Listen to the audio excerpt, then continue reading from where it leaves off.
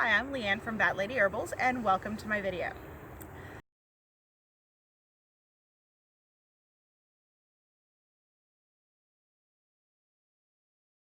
Today, I am in Central Florida at a very special place on the UCF campus. It's their Arboretum. And they have set aside a huge chunk of land to become essentially a nature preserve that anyone can come in and take a walk on their trails.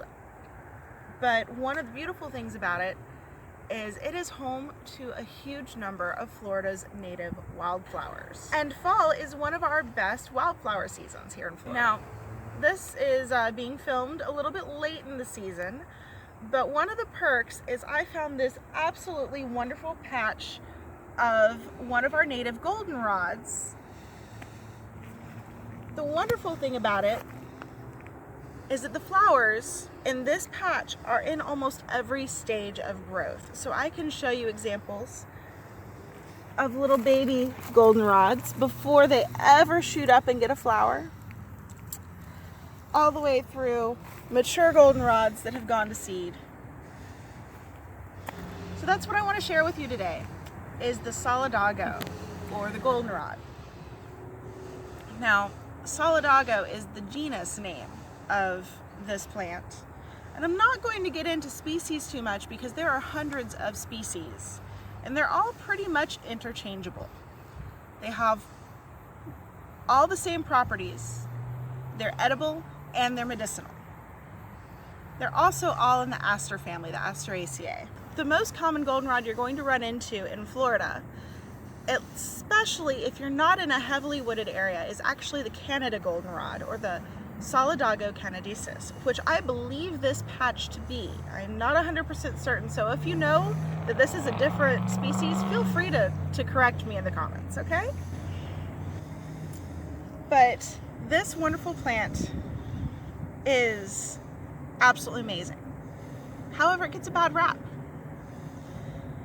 See, it happens to bloom during our heavy allergy seasons here in Florida. So it actually gets blamed for a lot of allergies. The trick, though, is it is actually pollinated by insects, specifically bees. This means that the pollen is going to be heavy and sticky and does not easily get airborne.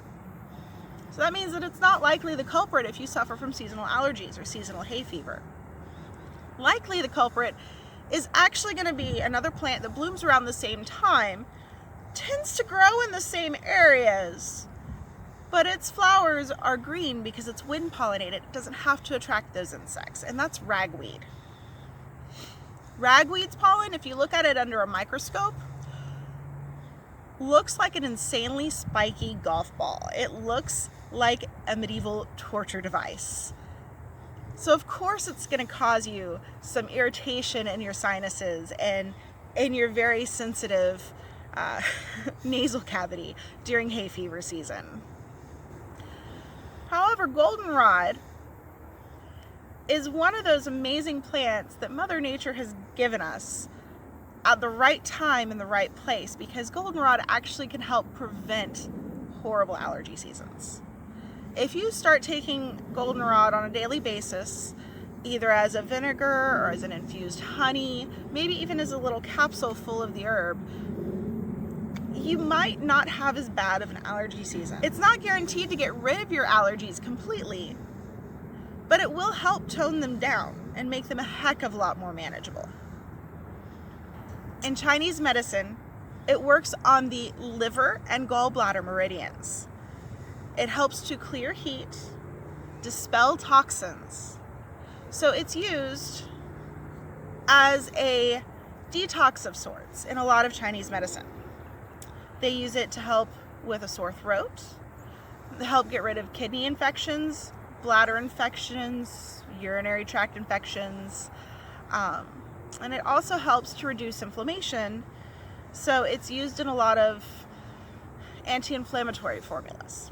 Traditional Native American medicine also uses goldenrod to help clear kidney gravel which is basically the buildup of excessive minerals in your kidneys that can lead to kidney stones. So this plant can be used to prevent kidney stones from forming.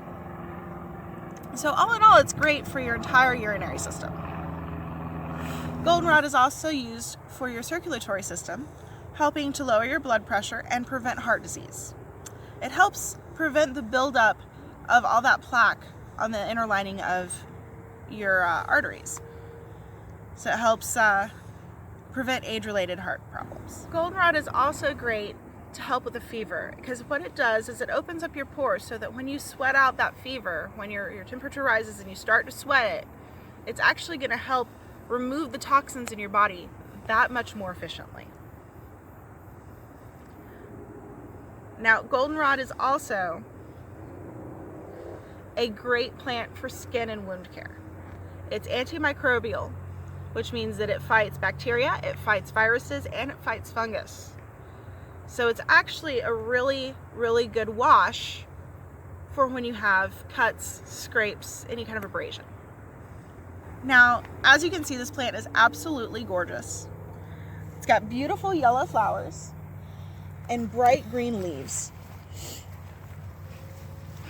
Before it blooms, it has these adorable little, almost neon green buds that pop up.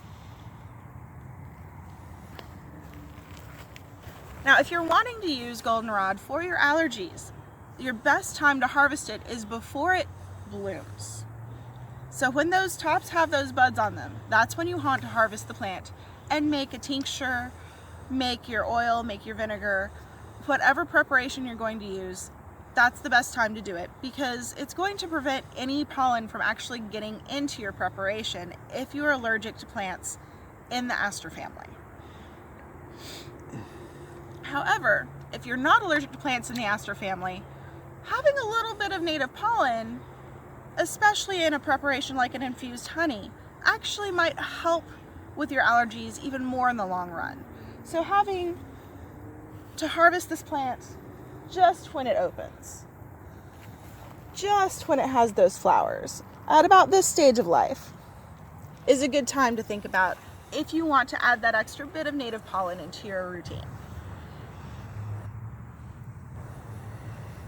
Now, along with being medicinal, this plant is also edible and actually makes a pretty darn good stir fry. If you pick it when it's young, chop it up a little bit, just give it a good stir in your pot. You can also eat the leaves. Just pick off the leaves and eat them as a pot herb, as a cooked green. Mix it with a bunch of other stuff and you have a great native meal. So goldenrod as a genus has hundreds of species. This wonderful book right here, Florida Wildflowers, actually has 8 species, none of which are this wonderful guy, but it is 8 common species you'll find here in Florida and where you can find them, because this book is actually sectioned off into things like pine scrub and what you'll find there, the coast, what you'll find there. It has a wonderful detailed description of hundreds of wildflowers in Florida. I highly recommend this book. Just keep in mind, it is a wildflower book. It is not an herbal. So it does not have any herbal uses, nor does it have any edible uses. It might tell you if it's used traditionally, but it won't go into detail. So thank you for joining me today on my little adventure with goldenrod. I hope you like, subscribe, hit the notification bell just to make sure you are kept up to date with what I post. Find my blog at batladyherbals.com, where I post cooking tutorials, I post more information on your health, and I post a new herb every month. So if you like what I do here and you want to see more of it, come find me on Patreon and become a patron. Links to everything is going to be down below. I hope to see you soon.